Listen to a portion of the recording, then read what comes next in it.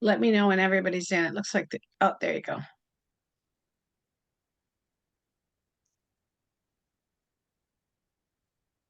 Welcome, everybody. If anybody's online that hasn't been to any of our seminars previously, my name is Suzanne Rowland. I'm a nurse practitioner with a specialty practice in symptom management and multiple myeloma. This evening, Dr. Donna Reese she's actually online listening in, but as tonight is not really a scientific talk, we thought it would be good for her to have a little bit of a rest, and we'll approach this a little differently. A couple of different things tonight. We're going to be talking about, really living with multiple myeloma and how patients and families can strive and have an excellent quality of life as they travel through their time with, illness. Many of you who've had multiple myeloma for a while know that things ebb and flow. There are times where you might not feel your best, and then other times where you're, feeling much more like yourself. So during this evening, I'm going to present a topic, and then rather than waiting until the very end of the presentation to have questions, I'm going to stop. And what you can do is you can put your hand up or type in the chat box that you have a thought or a question. And then before we go on to the next topic that we'll be discussing, we can sort of suss through that particular area. One of the things I've sort of learned over many years in healthcare is that in like most relationships, good communication is absolutely key. And when you share what you're going through and what your family's going through with other people that are facing similar challenges, often the answers are right there. And so we'll see how this goes tonight. Slide, please. So just as a reminder, and I know that many people have been to our three previous seminars with Dr. Reese and myself, our goal overall for this series, which will continue through 2024, we're going to be, looking at both patient-oriented perspectives of myeloma, both the science, the biology, and the psychosocial issues that people face. And we also really, really want to hear from you. We've had lots of feedback, and we appreciate that very much, and we want that to continue. But we also want to know what you want us to talk about, what you'd like us to present. We're going to continue on with what we think people would like to hear, but we really, really would like to hear from the audience. Slide, please. So as a reminder, and we've had this slide on the previous presentations, myeloma patients face a number of challenges.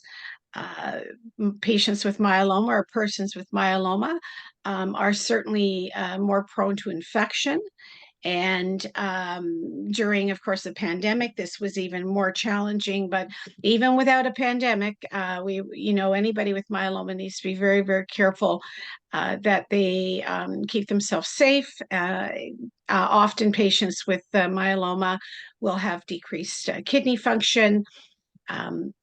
People with myeloma often face low blood counts, such as anemia, or remember we talked about neutropenia with low neutrophils, or thrombocytopenia with low platelets. And the other thing that's an ongoing challenge for many, many people with myeloma is dealing with lytic bone disease or bone damage. So even though this is a non-scientific presentation tonight, you will sort of note that these themes run through all of our presentations. Slide, please. So, quality of life is really unique to each of us. And the old saying, whatever floats your boat. What floats my boat may not float yours. I've just come back from an excruciatingly awful trip to Costa Rica where I was with a group of people that were birders. And these are very, very, very serious bird watchers. And I have determined that I am not a birder, and none of that floated my boat at all. Our quality of life changes for us as we age through our lifetime. When we were young and all full of piss and vinegar, and when we were little kids wanting to stay up past our bedtime, thought that that was the bomb, and then later up going out with our friends and going to dances or the pub or wherever it might be. As life goes on, what makes us happy and improves our quality of life will certainly change. When we have a life challenging illness or situation, quality of life can ebb and flow a lot. And as I mentioned a moment ago, that if you're facing a time with your illness where you're starting on a new treatment and you're facing new side effects, or you've recently had a pathological fracture because your myeloma has given you more lytic lesions, your quality of life right there will change, and it may go back to what it was before, or it may not.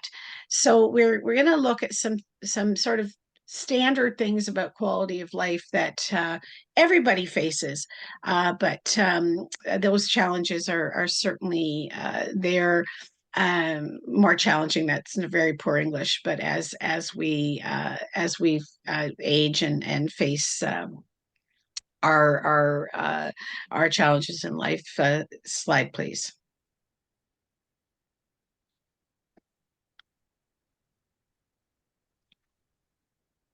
So, yeah, yeah, slide. Thanks. So I found this slide, or this little drawing, or on the Statistics Canada website.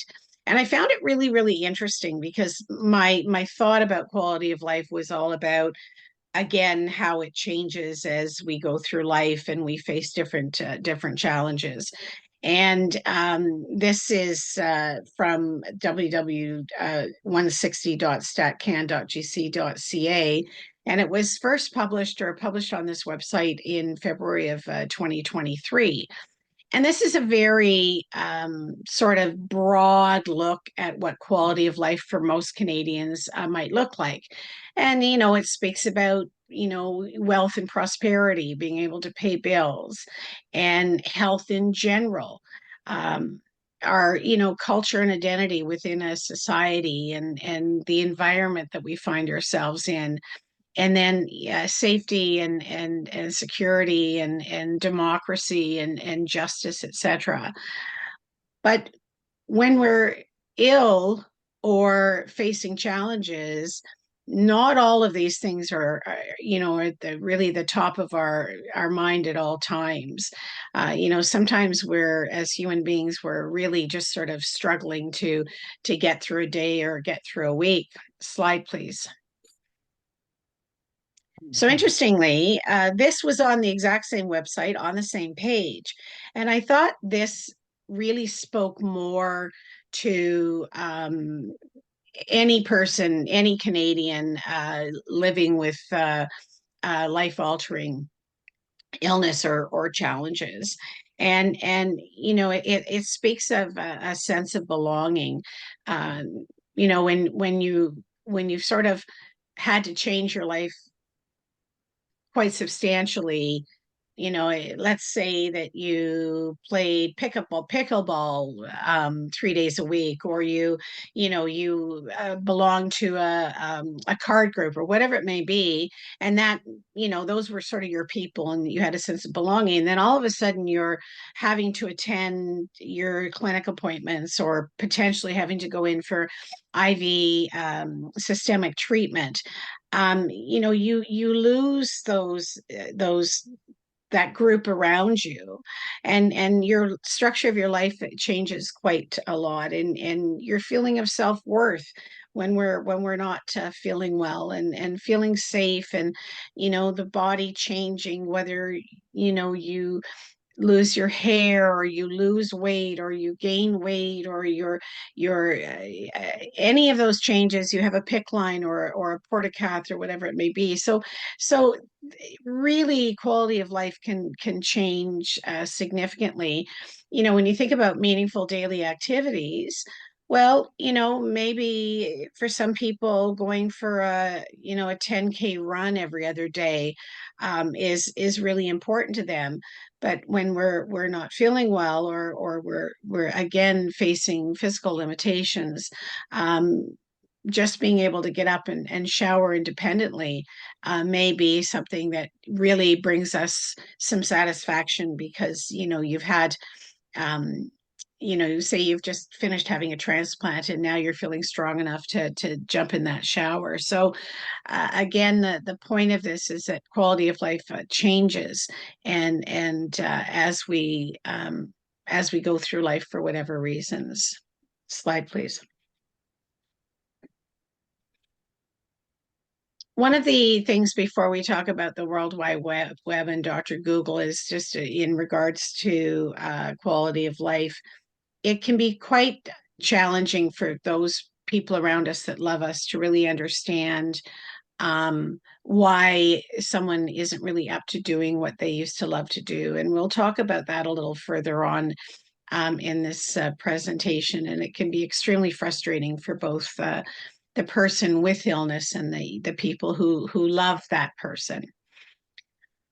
Now, Dr. Google isn't really about quality of life, but I really, really wanted to just spend a minute talking about utilization of the internet.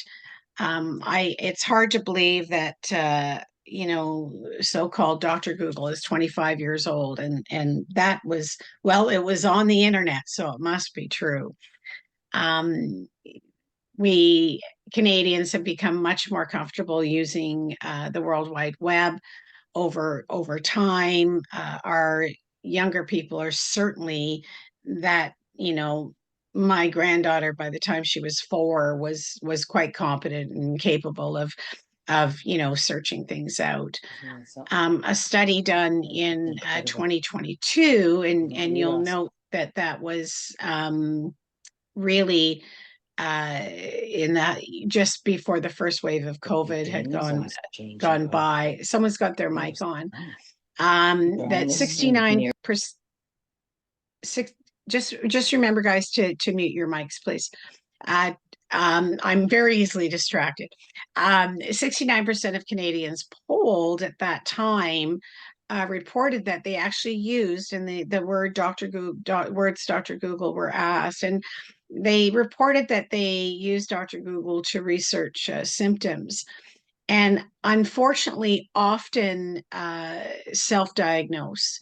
And it can be helpful to a point, but Canadians with serious illness, when we're searching out our symptoms or our illnesses, and potentially we're looking for alternative treatments and answers, like, why is this happening, or what is this rush, or whatever it might be, it can actually add significantly to anxiety, because for two reasons. Often the information is incorrect. It's not correct at all.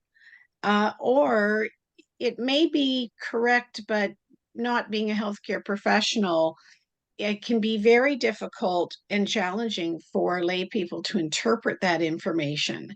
So patients or persons with challenging illnesses are already very stressed, and now they're online and they're reading all this, and it's just truly adding to anxiety often, which anxiety will certainly squash your quality of life. So it's really, really important to take everything you see online with a grain of salt. I don't believe there's any of your clinicians or your team members. No one will be offended if you bring them an article, or bring something. I saw this online, and is it true, or what does this mean? Uh, we certainly understand. We do use the internet ourselves to fact check things, but again, we're able to interpret what we're seeing. um and again, just approach it again with a grain of salt and say, well, this is interesting, maybe this is something that could could help me, maybe it's something that we could investigate, but don't take it verbatim. You Why can I ignored it. I you can already said to, I'm going to give to the other people. you can truly uh, put anything on the internet. Like you can go in and I don't know if you know, but Wikipedia, you can go in and change Wikipedia and put anything you want on Wikipedia. It's not a research site by any means.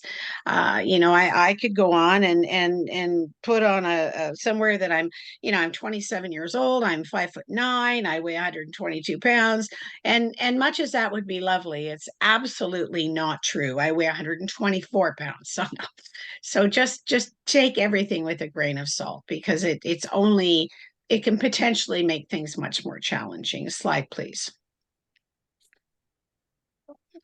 Now, this is something that I found when I was looking up alternative treatments for multiple myeloma through Dr. Google. And I have cut and paste this exactly as it is online. And you'll notice right away that it's absolutely wordy and confusing, and it has a bunch of words that really don't make sense to most of us. And the sad thing is that there's on this website, there was no references. They Even though they claimed that in their hospital, wherever that hospital may be, it didn't say that their medicine, which you can see is made up from crushed centipedes and crushed anteaters and some sort of tortoise stuff, that myeloma patients had, more than an 81% complete remission rate, and with hardly any side effects or toxicities. Now, I'm sure that pretty much everybody online can, really understand that this is not true. But when we're desperate and we're afraid and we want so much to find something that will cure our loved one or make ourselves better, that we start looking at this. And I have seen over my career, both with myeloma and other cancer sites, that there are these hoaxers everywhere, and we really, really, really need not add to um, anxiety and confusion, which again does not improve quality of life. Because I assure you, if crushed up centipedes would help our myeloma patients, you know, uh, we at CMRG and all the other people around the world that are working towards finding a cure for myeloma would be all over that, because it'd be pretty easy to do. So just really, really don't get too tangled up in these sorts of things. Slide, please. So again, this is where I'd like to break, and I know that people are online. And before we go on, is does anybody have any thoughts or questions or experiences about quality of life in general, things that have potentially made your quality of life better, helped you through your journey with myeloma, or your spouse's or loved one's journey, and or being on, oh, I wrote Word Wide Web, that's like the World Wide Web, that anybody would like to share. If you do, just unmic yourself and say hello. John, can you bring me in a couple of Kleenex, please? Oh, hello, it's Geraldine Mitchell. Hi, Geraldine. Hi. I just have a situation I wanted a little feedback on. So, I'm neutropenic. I have multiple myeloma, blood cancer. I had a stem Yes. cell transplant in 2018, and I'm on Revlimid, which Mhm. pushes all my blood counts very low, and so Yeah. I'm very high risk, to infection. My Oh, daughter lives with me. She's a server in a restaurant. what? And when she comes home, we keep, Yeah. how should we be keeping our distance? Like, we share the kitchen. Do I just make sure that there's a 6 foot bubble around myself and wear a mask, or, uh, I'm not sure, you know, what precautions to take when we live I in the same house. I hear you. I hear you. And it's really, really challenging. We talked about our sort of circle during the pandemic about, we were within our little bubble at home, and, you know, life goes on. Life goes on. And I think that if your daughter is exhibiting no symptoms of any illness, she doesn't have a cough, she doesn't, have an ongoing runny nose that potentially is infectious. I think that, well, I don't think, I know that continuing on with hand washing and making sure that surfaces are wiped down, Lysol wipes or Clorox wipes, they certainly do the trick. And and and and it's you don't want to be living your life with having to be away from everybody, and staying 6 feet away from your child or anybody else who loves you. So as long as she's not symptomatic, and working in a restaurant, I know she's exposed to a lot of different people, and I bet that she keeps her clothes clean, and takes off her work clothes when she gets in and throws them in the laundry. Certainly wouldn't hurt, but just really, really good hand washing if if she does have any sort of obvious symptoms, to stay away. And but at the same time, that you obviously really understand that the Revlimid is putting you into a bit of neutropenia, that if you become symptomatic, that you address that right away. We're very, very fortunate that most people are able to speak to someone on their team very quickly. I can't go there. Yeah. I'll Does- just does that- never mind. Get that out of your head. does Just that- talking about Judith, I think you're not muted right now. Can you just mute your mic, please? Does that help, Geraldine, at all? Yes, it does. Thanks so much, Suzanne. Oh, you're more than welcome. You're more than welcome. Does anybody else have any thoughts or questions before we go on? Yeah, I do. Sure. Hi. Hi, Mary. I am Mary Bingo. I have multiple myeloma. I had my stem cell back in May, and I've done very well. In terms of quality of life, I found the exercise program that was offered by Access Nova Scotia to be very valuable. So I'm Wonderful. grateful for that, and it's followed up with another program at the Y. Mhm. But my concern is more about the my oh gosh, words. I've lost a lot of words. My maintenance medication, which is lenalidomide, Mhm. I was originally on 10 milligrams and I couldn't sustain it. It was too hard on my system, so I got reduced to 5. Mhm. But I still find that 5 very difficult. Yeah. It creates a lot of gastric issues and pretty uncomfortable. Mhm. And I've tried many different remedies, but so far none of them work. So I remember back on the first seminar, Mhm. which unfortunately was the only one I could go to. The doctor said that the maintenance dose, the value of it was very much in dispute. And I Mhm. just wonder, like my doctor doesn't think so. She thinks it's absolutely necessary to take that Yeah. 5 mg. And so I just wonder what the thinking is on that, because it does make for a lot of fatigue and also a lot of gastric bowel function that is very difficult to manage. Yeah. People really react differently, as we know, and some people can tolerate higher doses of lenalidomide or other treatment options than others, and as we certainly have to really put our faith in the person that um, we're seeing for our illness. Right. When I think our next and if you did miss the other two seminars, Mary, feel free, they are uploaded onto YouTube. So, Okay.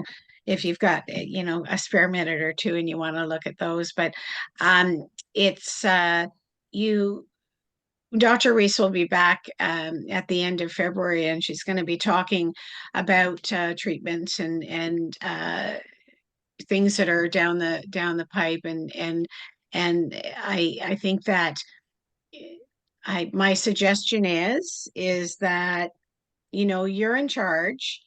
Your hematologist is obviously very knowledgeable, et cetera, et cetera.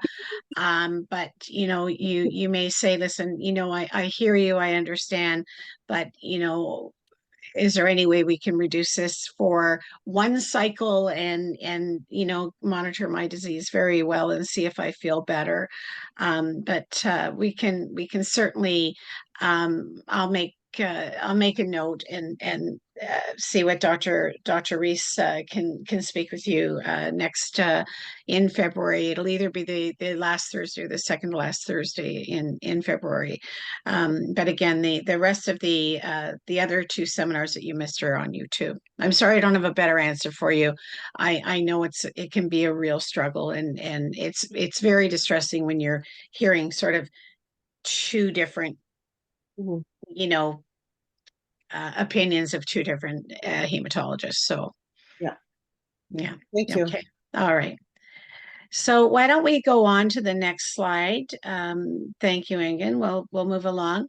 One of the slide, please. One of the things that many of us, certainly me, find is all of really helps with quality of life is good food. And I remember I was quite in love with The Artful Dodger back in the 60s when this came out.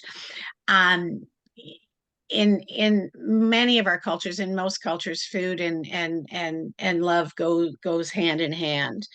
And when we love someone who's unwell and we really don't know what else we can do to make them feel better, we tend to want to feed them. And this is a struggle for all types of cancer patients that I have come across in my career, that they're just their mother or their wife or their husband or their kid, they want to keep feeding them. So there's that challenge, but the other thing is that there's many myths about food and cancer, and again, they're all over the internet, and I've absolutely heard some of the most bizarre things you can imagine. Patients come to us all the time because they have read that, coffee causes cancer or makes it worse, milk, sugar, meat, you name it. So many times I've met with a new patient and someone who's newly diagnosed, and they're the person who loves them most has put them on this hideous diet of no sugar, no carbs, no fats, and it's just not any fun at all, because they believe what they've read on the internet.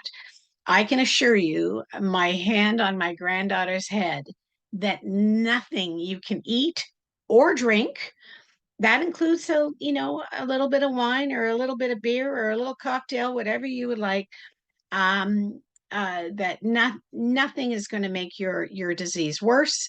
Everything is in moderation, whether we're dealing with an illness, or we're just adults. It's all about moderation, and that's the key. So if someone who loves you tells you that you can't have a piece of cake, you tell them that I said you could, and it's really, really important to, enjoy life as much as possible. Slide, please.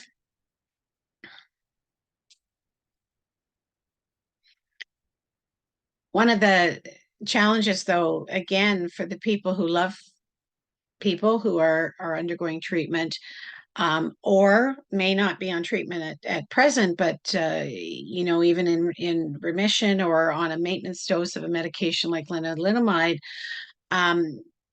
family members really report how distressed they feel, because again, they don't know what to do. They don't know how to help. They're worried about, she's lost weight, or she's so pale, or all of these things that we think that, if you eat some liver, or more vegetables, or whatever it might be, that it'll just, help things and improve things. And sometimes people get into arguments. I've seen that a lot, where the person dealing with the illness and their loved one, they're actually, almost coming to blows, because I've slaved all day to make this perfect meal, and you've always loved my whatever.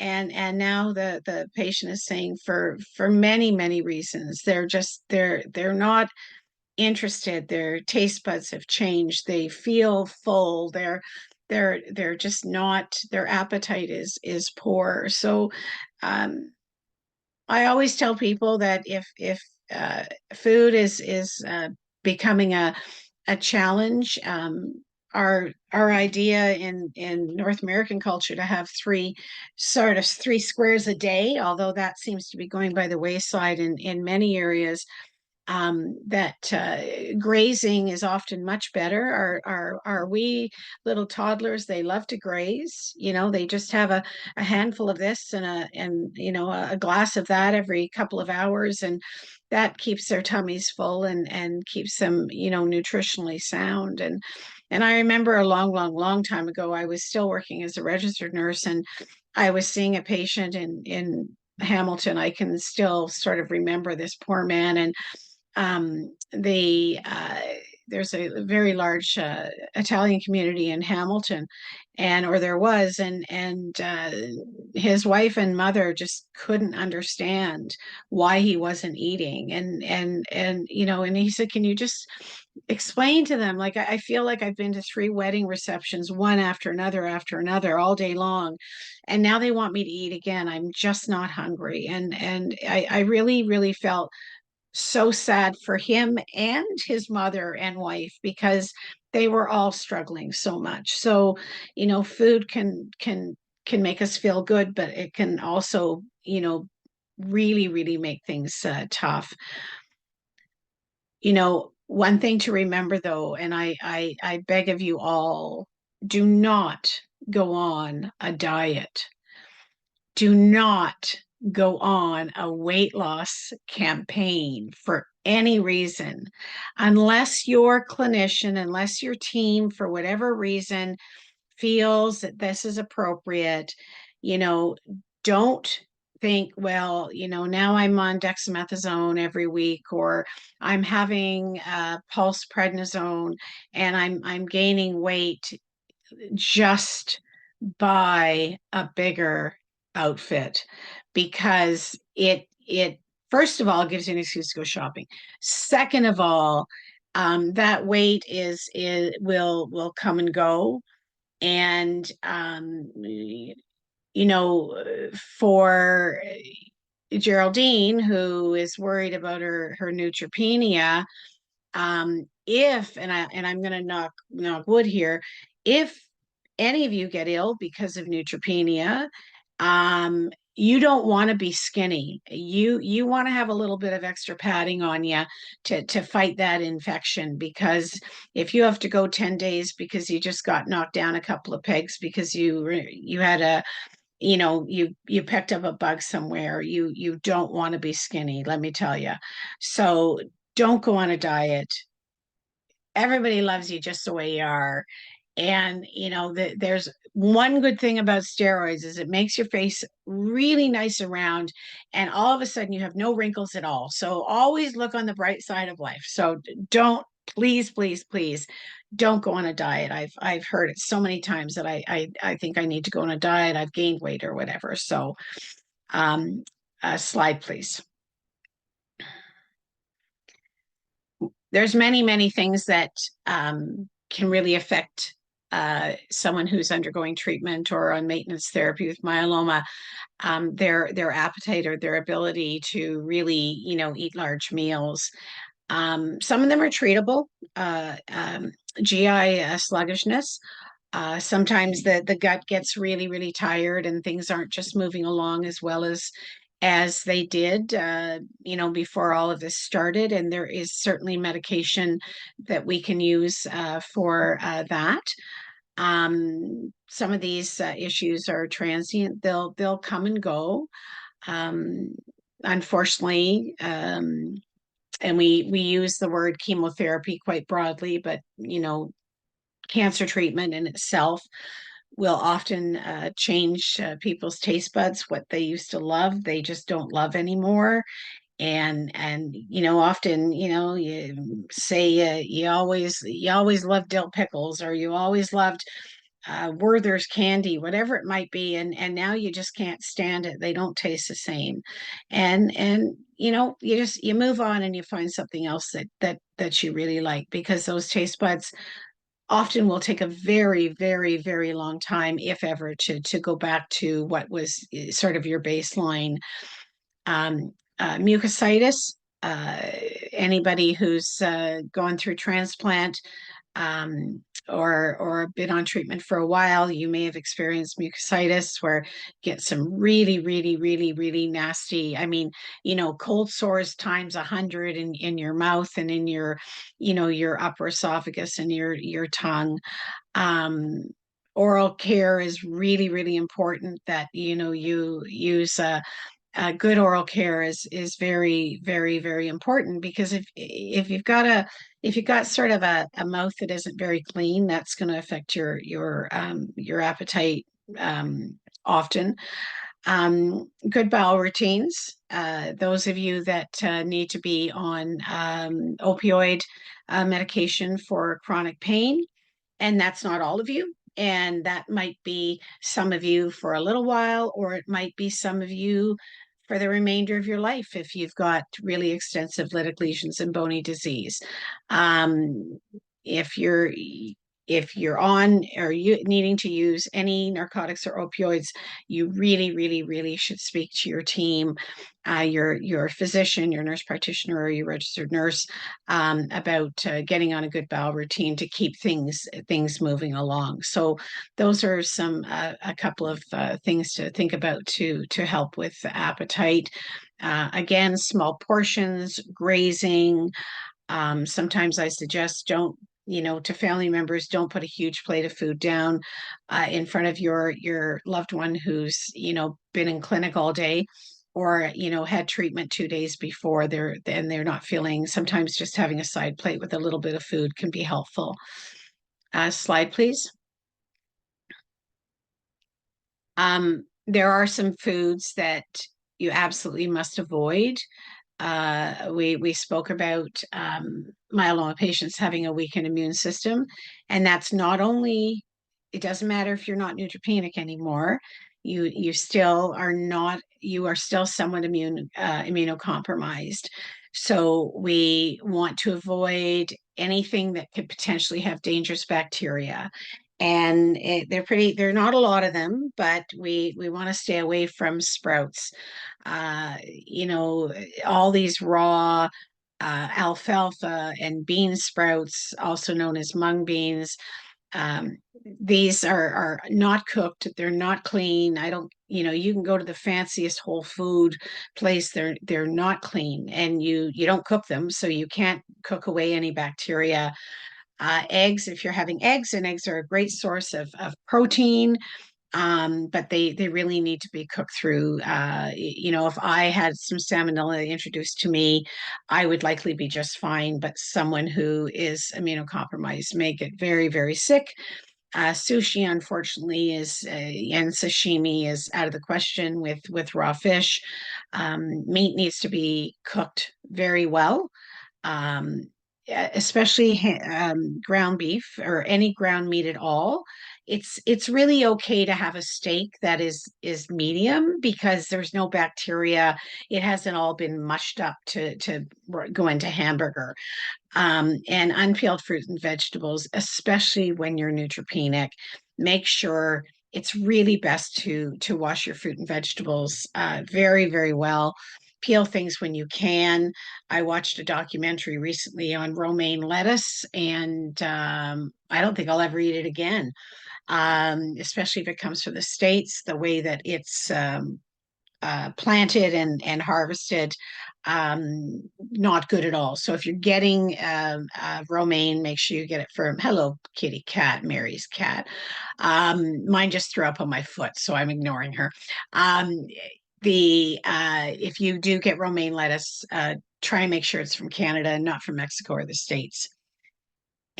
Everything in moderation, and as I said, that includes things that make you happy.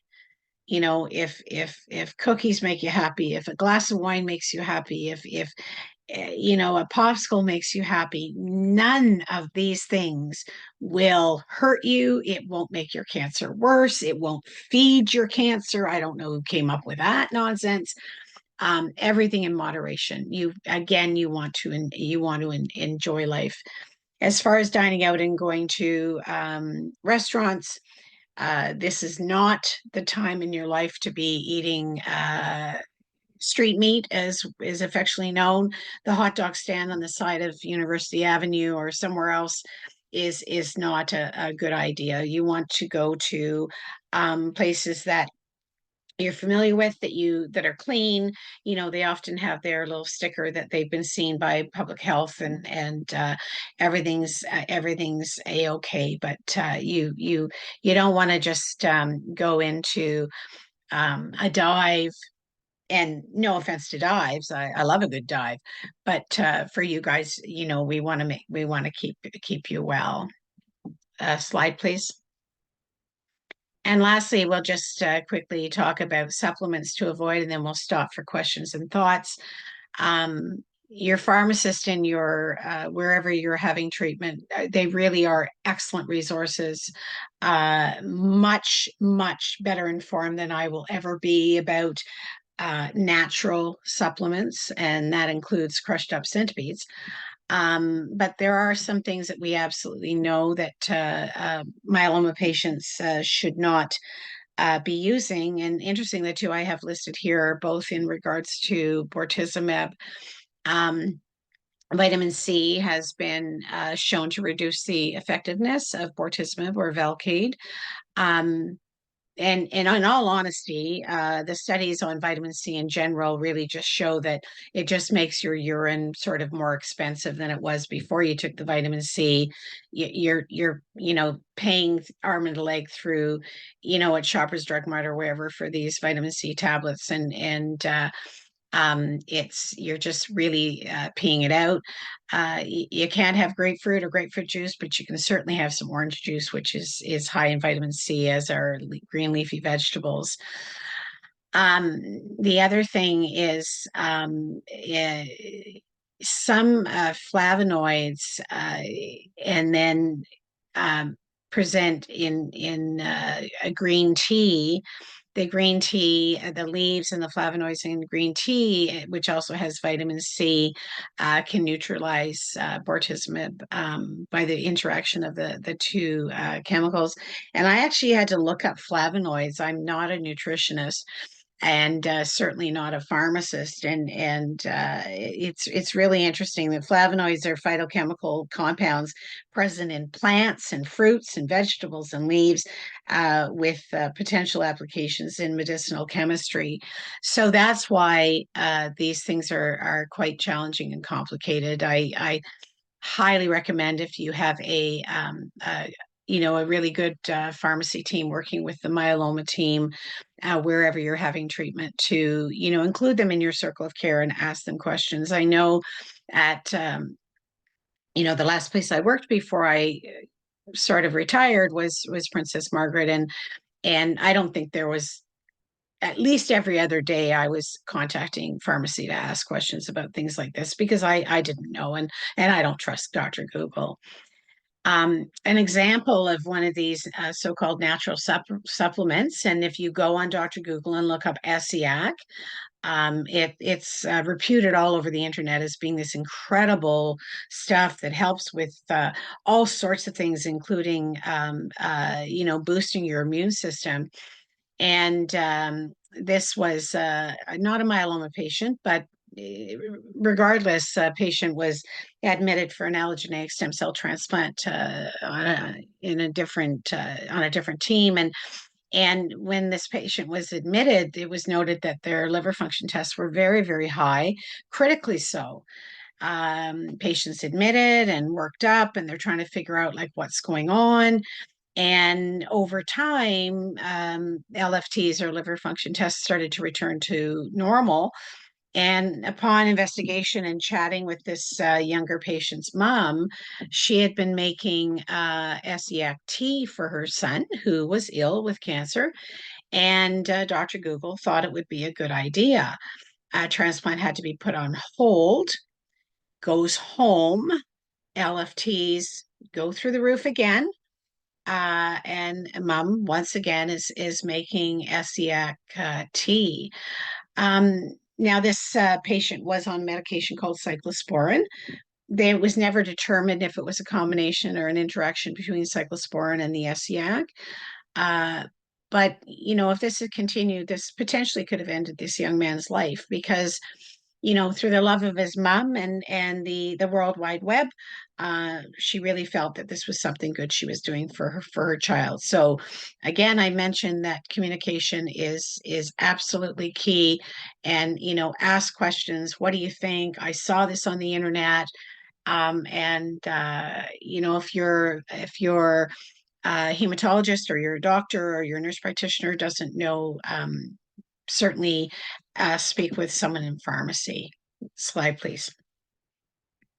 So we can take a minute. I know I have to really watch my time because I always talk far too long. And does anybody have any comments or questions specifically related to food or supplements, any experiences that you've had? Yes, it's David Peacock. Hi, David Peacock. Hi there. Hi, Suzanne. Hi, Dan.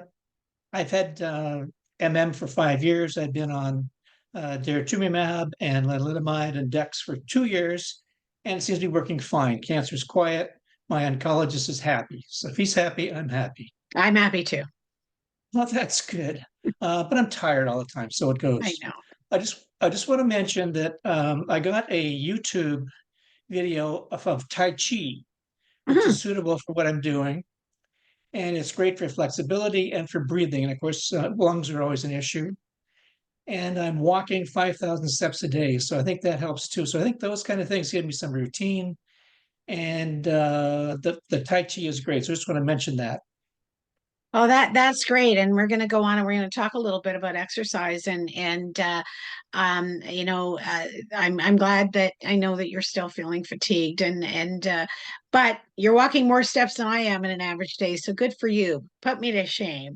You know, something that's something to look forward to and to keep those muscles going. I'm really glad to hear that. I'm glad to hear your voice, David. All right, slide, please.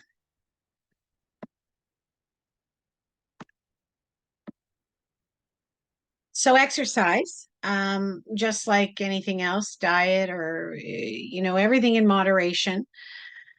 The thing to really remember is that, and we've talked about it in previous seminars, is that myeloma does love bones. And even with patients that have never had any bony involvement with their disease, there could be lytic lesions lurking. So you want to be really, really aware that you want to take on something gentle, and as David mentioned, Tai Chi is perfect. It's gentle. There's no real stress on joints and bones. So that's a great idea. We don't want to use free weights. When we tend to use free weights, we do a little bit of jerking. So if you want to do some sort of resistance training, exercise bands are a much better option and reduce the chance of pathological fractures. But regardless if it's Tai Chi or walking or exercise bands or the stationary bike, if you have pain that suddenly comes on, or you've had sort of chronic pain in an area and suddenly it's increasing, stop what you're doing and report it to your team. Uh, it We want to nip things in the bud before it gets too bad. If you have a little bit of a cracked hip that's just starting to fracture, you want to get on that, when maybe a little bit of radiation can get on top of that. If you push through, the old saying, no pain, no gain, that's not true, and especially not in the case of someone with myeloma. So we don't want to push through and then end up having to stop treatment completely, because you have to go into the operating room and have a total hip replacement because you had a fractured hip. So any pain with any sort of exercise, stop what you're doing. Walking's great. It really is easy on the joints and bones. Sometimes people get frustrated because they might not see that things are improving and they're making progress with their activity level. Pedometer can be very helpful. You can track how many steps you're doing in a day. 5,000 is fantastic. And sometimes I would recommend getting a little notebook and just putting a little, almost like a little diary, just sort of what was accomplished on that day. Went to Tai Chi and the next day walked 5,000 steps, and you can see over time that, not back to what I was. I'm not back to my fighting, sort of old fighting self, but I am, getting, stronger day by day. I know I moan and you know nag at people about safety. But if you need a cane, if you need a walker, if you need walking poles, anything to keep you steady, please use them. Don't be embarrassed. Nobody cares. Nobody sees you on the sidewalk and you have a walker and they go home, they make fun of you. It's just not true. And if they did, they're jerks and we don't care for them anyway. Um, Falling is other than infection, a fall is your next worst enemy, because if you fall and have a hip fracture, or you fall and hit your head and your platelets are low, it could be a disaster. So get out there, stay off the ice, get a little bit of exercise, see if there's Tai Chi in your area, and or something like that. Swimming, if your counts are pretty good and it's a clean pool, you don't want to be in some sort of inner city dirty pool with lots of kids with snotty noses and band-aids on. But swimming's great, especially if you have your own body of water. Slide, please. Another thing that many people like, boys and girls and everyone in between included, is a little bit of pampering can go a long way to help us feel better, improve our quality of life, especially if we've sort of been down for a little bit or we haven't been feeling well.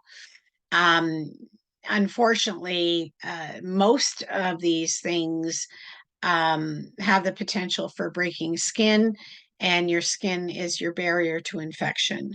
You go and you have a pedicure, and they're, digging away and making you bleed and pulling out stuff, and it can be really, really a bit of an assault on your poor little toes. And so you want to be very, very careful that if you do want to go and get a manicure and a pedicure, that you chat with your beautician and say, listen, I want something very gentle. I just want, gentle filing and a soak, or not at all. You don't want to introduce any bacteria, even a facial when they're, squeezing things, and all of those things can potentially lead to infection. Massages, nothing really replaces a good massage. But if you're someone that has any bony involvement, you want to make sure it's a registered massage therapist who reports to a college. These are people that have actually had extensive training in physiology, and often understand pathology, and they're a healthcare professional. They keep things confidential, and you want to let them know that, I'm a cancer patient, and I have these are the things that's going on with me, and I'd really like a gentle massage. You don't want anybody going in and doing those deep tissue massages where, they could potentially fracture something, and people don't think of that. But you want to have very, very light pressure. And again, if it's uncomfortable, you tell them to stop. You're not being a baby. You're protecting yourself, and you want to make sure that they're gentle and understanding that you're there for relaxation and not to fix all those muscles. Slide, please. And lastly, chiropractors. When I was a very, very young nurse, I was working on orthopedics sort of in the late 70s, very early 80s. And if you mentioned the word chiropractor to the orthopedic surgeons, they almost had a seizure. They thought that these were the worst people on earth. But over the last 40, 50 years, chiropractors have certainly become often a respected member of the healthcare team. And I'm sure that they have their place in many, many situations.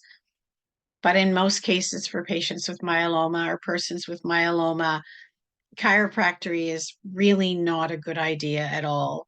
Again, they're doing what's referred to as manipulation, not under the direction or the guidance of ultrasound or X-ray.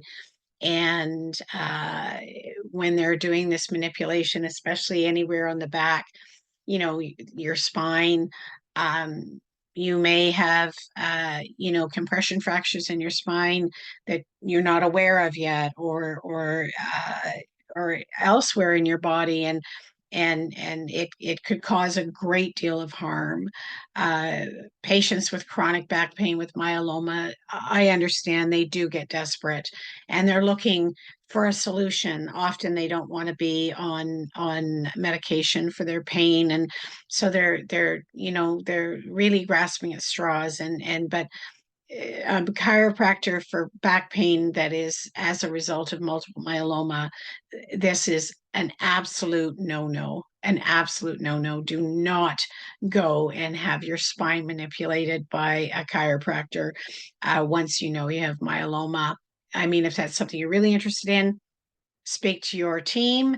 But any patient that I have ever had, I have absolutely said that told them that this is contraindicated, and that we can look at other things for back pain, or pain in general, if they are really, really opposed to medication. Slide, please.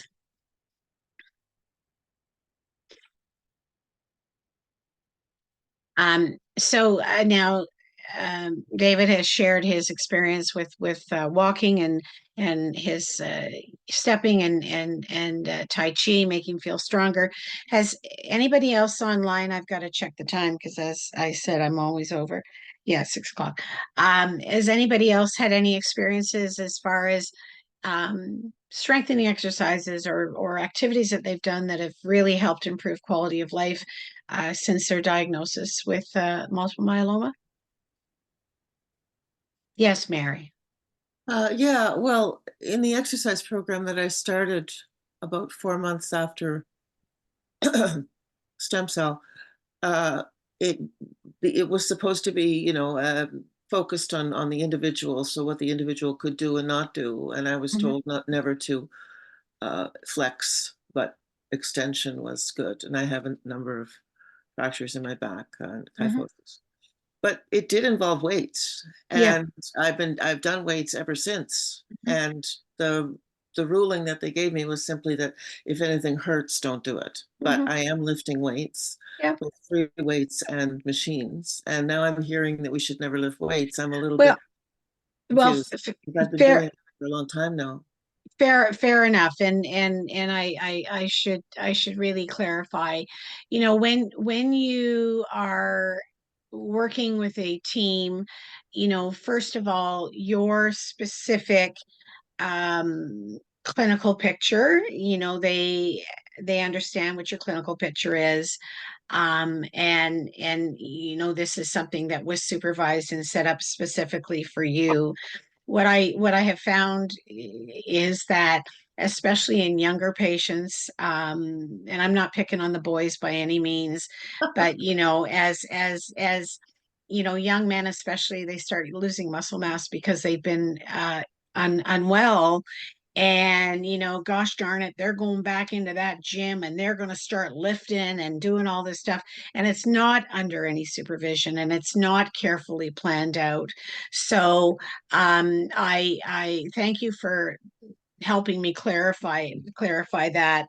And for those of you that are not in an organized exercise class like Mary, and it sounds absolutely fabulous, that just be very, very careful. And if you don't have anybody sort of supervising and making up a plan for you, just be cautious. Again, moderation is the key. Mark, you've got your hand up. Hi, Mark. Hi. Hi.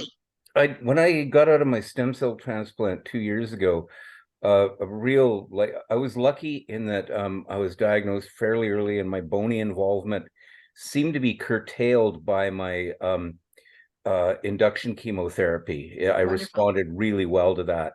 So I was very fortunate in that my lesions, which were they were growing fast. They seemed to, it really abruptly stopped them. I do have a few in my spine, and a big chunk of my eighth rib disappeared.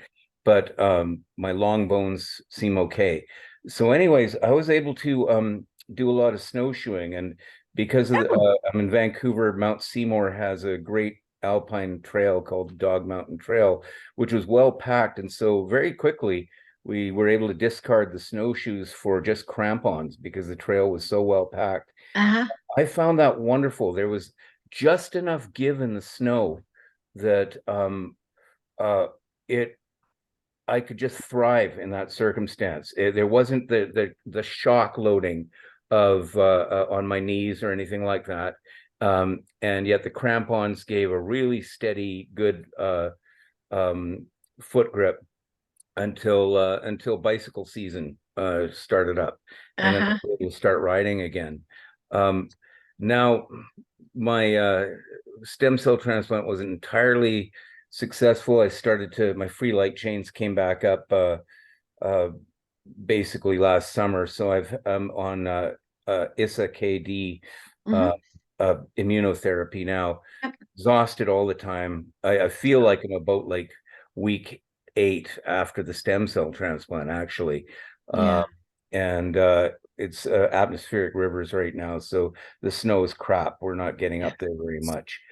So You know, it's interesting you talk about getting out there and you know, again, sort of this gentle exercise with snowshoes and walking through the snow and you know, and when you think about that fresh air from BC and you know, those are things that obviously helped with your quality of life at that time. Things are a little different right now and you're not feeling your best, but you know, it to be able to do what makes someone happy. I would never be a very good snowshoer because, well, I hate being cold, but it's good for you, and I certainly hope that you know feel better soon and they can get some of your symptoms under control.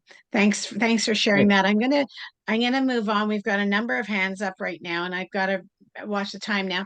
I don't know if this is Looti or this is someone from the Ramdas clan. Hi, how are you? Oh, hello. How did you know? Oh, I can see your name. I can't see your face, but I can see your name. How are you? Hold on. I'm gonna show you my face. Hi, sweetie. How are you? You see me? Yeah, I can see you. Okay. Hi, Suzanne, and hi, everyone Hi. else. I'm just speaking on behalf of my mom. Her name is Lauti. Mm-hmm. So we have recently started seeing our naturopath, Mm-hmm. and they started guiding us in the direction of mistletoe therapy or Iscador. Are you able to comment on that with regards to myeloma or coupling it with a chemotherapy? So I can only comment just a little bit.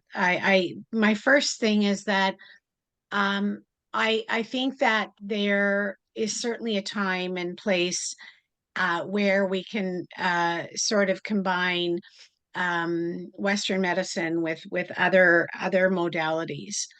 Okay. I think the thing to be aware is that whether it's naturopathy or homeopathy or any of these things, that there really is no literature to support.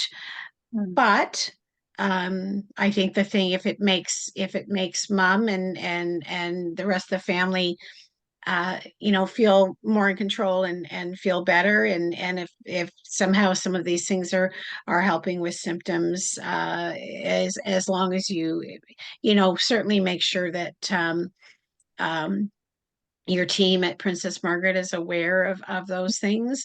Yeah. I know nothing about that treatment. I know nothing about any of those things, but I would certainly again chat with the pharmacy, the myeloma pharmacist downstairs. Yeah. That those would be the people to talk to just to make sure that nothing that the naturopath is introducing is contraindicated with treatment right now. Okay. Okay. My love to everybody. Thank you very much. Thanks. And we had some more hands up. I just let me see if I can figure out who else had their hand up. Anybody that has a question that I missed their hand, just unmic yourself and come on. Otherwise, we will finish up. Hello again, Mary. Just quickly, something I found extremely valuable because I lost I lost 4 inches with the myeloma, and I have a kyphoscoliosis. I can never say that word. Yeah. But I started using walking poles, Mm-hmm. and they were fabulous for keeping me upright. Yeah. So if anybody, you know, now I don't need them as much, but if I'm going for a long walk, I still will use them, and they just make life so much better. So that was a wonderful thing to, a friend of mine bought them for me, and I was like, oh my goodness, it's just been fabulous. So I highly Thank you. recommend those. Yeah. Thank you for sharing that. Anybody else before we go on? Yeah, Or just just one quick thing. Yes. 5,000 steps I do in little bits. I can't do it all at once. Uh-huh. Oh, And okay. secondly, There, I don't feel so bad. oh, good. And secondly, I can't do anymore. If I do about 6,000, I pay for it the next day. So you have Okay. to listen to your body. Very good. Thank you for that. That's all. Geraldine, you've got your hand up? Yeah, this might be off topic. Maybe you've covered it in one of the other seminars about vaccines. Yes. So the RSV vaccine, I have just discovered that if you've had a stem cell transplant, you don't have to pay. It's free in Ontario. So I'm trying to backtrack because I paid $298 to the pharmacy. And I'm calling, you know, all over the place to OHIP, to Cancer Care Ontario, the government drug programs to just try and find out. Do you know anything about that? I'm sorry, I don't. I wish I had some advice. I honestly don't know. Uh, you know, hopefully you'll, you know, if you do find anything out, share with us next time if you're on with us. And in the meantime, I'll see what I can do, sort of through my contacts to see if Okay. there's what you can Yeah, maybe do. that's great. And I'll speak with my hematologist as well and my family doctor. Absolutely. Okay, thanks. Okay. Thanks. All right. Just in the, you know, people want to have their dinners or whatever they want to do. Slide, please. So the last thing that I will chat about is, and just very, very briefly, is, you know, intimacy and sexuality. You know, this is a big deal for grown-up people and younger people sometimes. And, you know, it can be a very, very important part of a relationship, whether it's a new relationship or you've been with the same partner for 50 years. Um, Things change when we're not well, and it can be very, very, very challenging for both people in the relationship. And for whatever reason, people are very, very hesitant to bring this up to their teen. And I, if it's something that is you're facing challenges in the bedroom or the kitchen, wherever you like to be, uh, please chat with your teen, because there's nothing that we haven't heard before. There's you know, we're all grown up people, and we really, really, you know, team members really want to help. And if it's something that you know, your physician doesn't feel that they have any answers, there's likely someone that they can refer you to. You're not alone. Often these challenges with intimacy are temporary. Again, they ebb and flow. Most of the time, patients report that the challenges were quite temporary, but in other situations, it might be forever. You know, people who ended up needing a bowel resection and have an ostomy bag, that might change what goes on in the bedroom. But you're not alone, and it can be really very, very, very hard on the relationship if you just sort of try and sweep it under the carpet and pretend that nothing has changed, because the patient has these feelings, their partner often has these feelings, and it's all very, very, very complicated. So I highly, highly recommend, if this is something that you're challenged with, to chat with your team and see if you can get some support. Again, we've heard it all. We've heard it all. Slide, please. So again, just sort of going back over quality of life with or without a cancer diagnosis, specifically in our cases with multiple myeloma, quality of life, you know, is very individual. Some of us like snowshoeing. Some of us like binge watching Netflix. Some of us like playing cards. I mean, there's lots of different things that make us feel good about life in general. Um, you know, good food, some gentle exercise, some fresh air, friends, loved ones, all of those things can often help with how we're feeling about ourselves and about our situation. quality of life can really, really be affected by many things. Fatigue, a couple of people have mentioned the ongoing fatigue, and sadly, we don't have a magic pill or bullet or anything for fatigue. It's a real challenge. Pain, anxiety, lousy appetite, our changes in our relationships with our loved ones, all of these things can affect our quality of life. But improving quality of life can be really very simple at times. It could be a good book, it could be a cup of tea, it could be a chat with a friend, it could be a glass of wine, it could be a grandkid sitting on your lap. These are things that really make life worth living for all of us. And also always remember that, if you're the patient, your disease is affecting the people that love you, and they're not. I always have said I try and be as empathetic as I can, but I have never faced what my patient is facing. I truly have never walked in their shoes. But if the person who is ill doesn't share what they're going through, the people that love them and want to support them most really can't help, because they really don't understand. So, be kind to each other, be kind to yourself, and remember, my grandmother, bless her heart, used to say, just go to bed, it'll look better in the morning. And it often does. It often does look better when we wake up in the morning. So just some thoughts about your specific quality of life. And, if you try something, you try Tai Chi or you try snowshoeing and it doesn't float your boat, there's lots of other things that you can try. Slide, please. So back one, please. So Dr. Reese and I will be back in February. Again, the dates I'm going to speak with Dr. Reese, it'll either be the 4th or the last, it's a leap year. So there is a there's a 5th Thursday in February.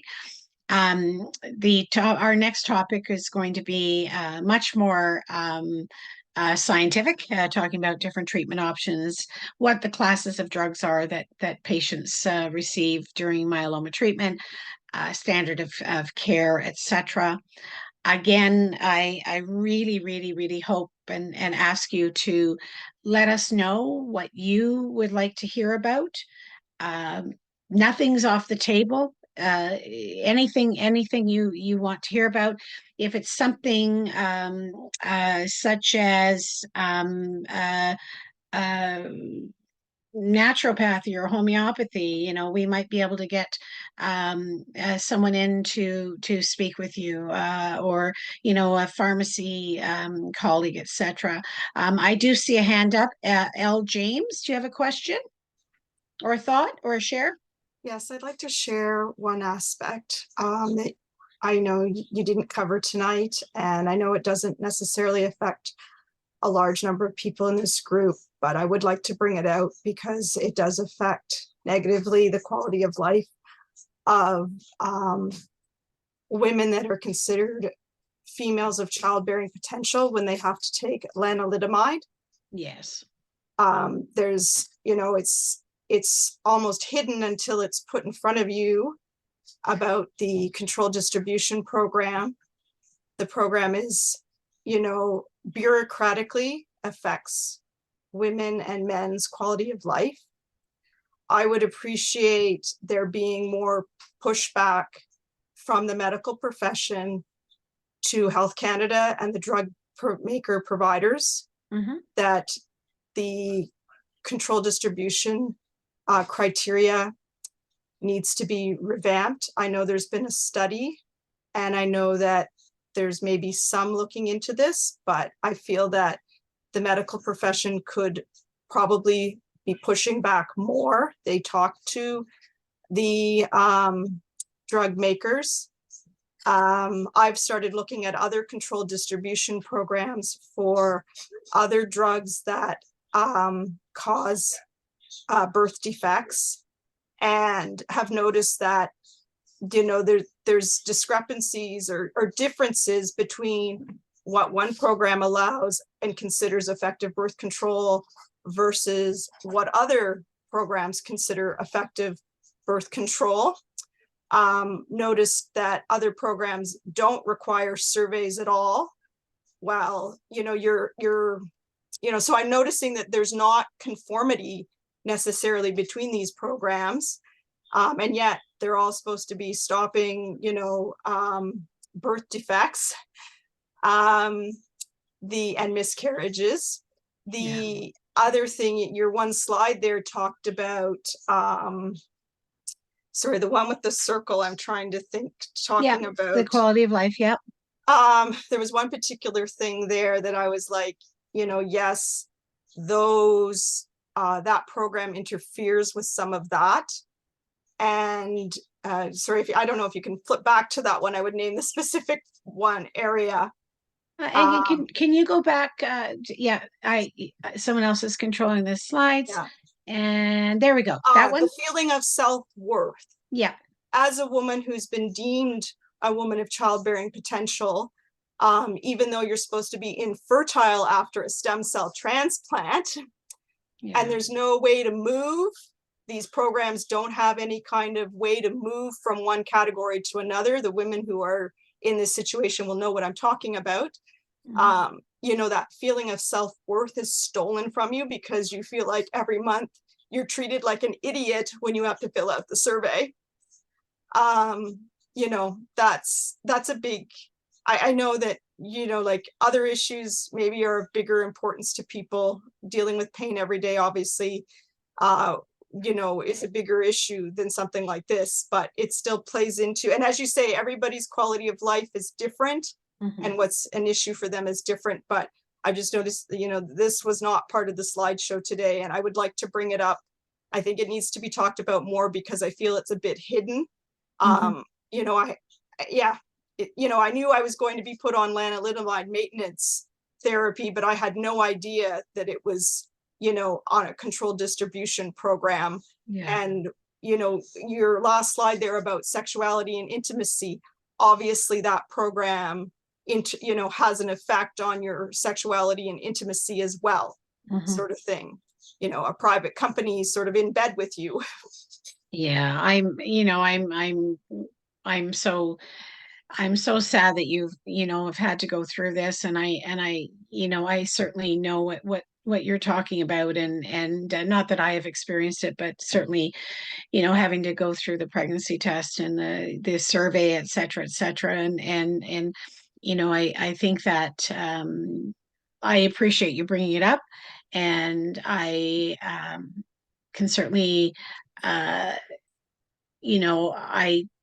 all I can say is I know where things are at now. I think it overall it comes from a good place in a way. It also comes from if you might add in, I think there's other ways that would be more supportive to women that would result in the same results. The way it's done is draconian right now. And that it's not patient-centered either. So, like I said, if there could be more, medical profession pushback to the company in Health Canada, and maybe more awareness, and other people attending could speak more to their medical professions, professionals, to say, hey, this isn't okay. Certainly a gentler, kinder approach could be the beginning of that, and I appreciate you bringing it up, and I again I can hear it in your voice how difficult this has been, and I'm terribly empathetic, and I know everybody online is, I'm sure, feeling the same. We have another hand up. There's no name though. Is there anybody else that has a question or a thought? I just have a Then there's a question on your chat box. Sorry. Can you read it to me? Because I'm always afraid I'm Okay, gonna. let's see here. there's a great reluctance for doctors to be frank about end of life with MM. What does it look like? What is the natural progress with the different types of MM? Everyone is individual, of course, but the patterns are typical. Okay. So they're So, so this is a question about end of life. You're absolutely correct. Whoever asked that question, the physicians are often very, very reluctant to have this discussion, and I would like if and people can let us know. I would like sometime in the spring or early summer, and not everybody might not want to attend, but I would like to spend an evening talking about just that. You know, what does end of life look like for someone with myeloma that has you know, sort of come to the end of treatment options, etc. So I have everybody you'll talk to in the myeloma world appreciate that question very much, because that is really what my role was at Princess Margaret for the majority of it. So far too big too much content to get into now, but please let us know if that's something that more than a couple of people would like to chat about, and if it's just one person, maybe we can touch base personally. I'll talk to the folks at CMRG and see what they think. Okay. Ramdas family, hello again. Do you still have your hand up? Yeah, I'm still here. Can you hear me? I can sort of hear you. It's hard. Hi, can you hear me? Yes, I can hear you. I just had a quick question about endometrial cancer alongside myeloma. So mom has recently been diagnosed with endometrial stage 4 carcinoma. Yeah. And the prognosis is 6 months for the endometrial cancer. The multiple myeloma is also increasing in protein. Yeah. So we have to be very, very careful during these seminars that we don't really speak about specific clinical situations. What I can share is that anybody that has had any a diagnosis of cancer or cancer treatment, doesn't matter if it's myeloma or another type of cancer, patients are always more susceptible to another a cancer diagnosis. I'm very sorry to hear that about Liloti. But I'm sure that both the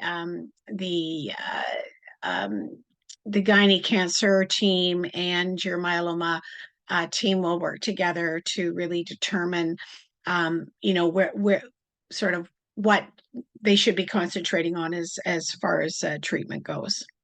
Again, I'm sorry to hear that.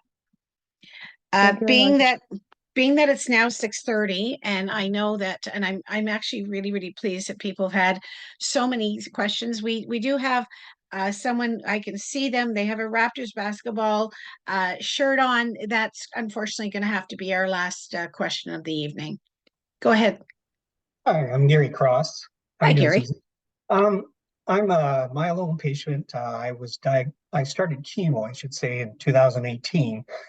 Been on treatments ever since. Will always be on treatments. Yeah. 4 years of the Revlimid, 25 milligrams, which got my myeloma under control well, but it really knocked me down. Yeah. And the dexamethasone caused necrosis in my hips, blood clots in my lungs. I mean, neuropathy. So it's been a challenge. Yeah. So I approached my hematologist, and I just wanted to share my story. So Yes, I approached please. my hematologist, and I said something's got to be done with the pain. So they signed me up with the palliative program in St. John's, Newfoundland. Got me with a pain management doctor, which has worked out super well. So I'm on medication, and I feel hardly any pain, which is good. Feet aren't so great, but that's life. Yeah. And then I got into osteopathic therapy. So it's kind of like physiotherapy in a way, but it's more all body and enclosed sort of thing. So she got me to a point where I was moving a lot better. working on my motion because I had shoulder troubles too. Anyway, so from there, I got in with her with a personal trainer who understands body, muscle, movement, and all that.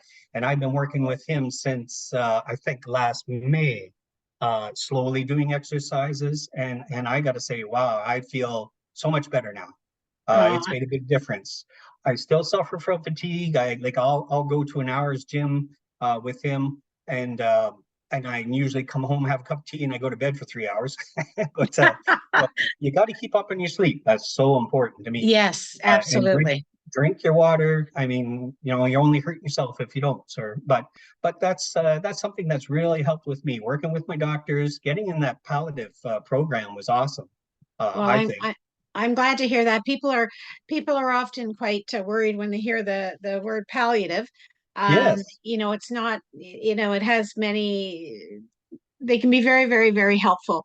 And I'm glad that you're feeling better, and you certainly seem to have a great attitude. But you know, our brothers and sisters from Newfoundland generally do. So I'm glad that you're feeling better. And Garland, okay, Garland will definitely be the last question or thought. Go ahead, Garland. Barney Garland, maybe.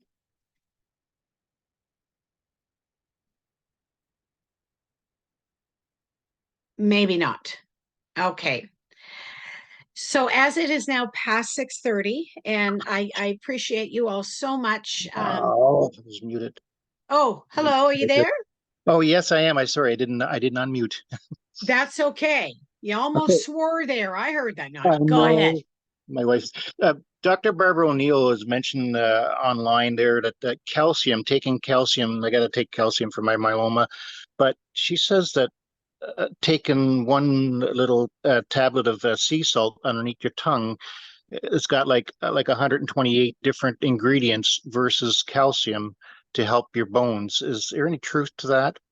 I can't even begin to comment. I don't know. I again, I would absolutely speak to the pharmacist. I've not heard of that. Doesn't mean it's a bad thing, but I've not heard of that.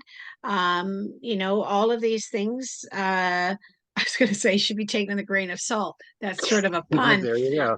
But yeah. I mean, if you want to find out more about that and let us all know, that would be great.